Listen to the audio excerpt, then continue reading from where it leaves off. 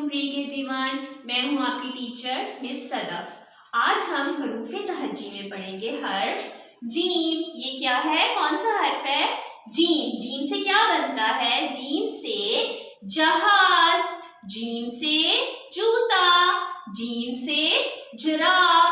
ہم جیم لکھنا سیکھتے ہیں، نقطے سے سٹارٹ کرنا ہے، سیدھے جانا ہے، نیچے آ کے گول بنا دینا ہے، اور جیم کے اندر ایک نقطہ، جیم کے اندر ایک نقطہ۔ جیم کے اندر کتنے نقطے ہیں؟ ایک نقطہ۔ جیم سے کیا بنتا ہے؟ جیم سے جگ، جیم سے جالا، جیم سے جراب، جیم سے جہاز، جیم سے جوتا۔ اوکے پری کے جیوان، ہم دوبارہ سے لکھنا شروع کرتے ہیں۔ نقطے سے سٹارٹ کرنا ہے، سیدھے جانا ہے، نیچے آ کے گول بنانا ہے، اور جیم کے اندر کتنے نقطے ہیں؟ ایک نقطہ۔ جیم کے اندر ایک نقطہ۔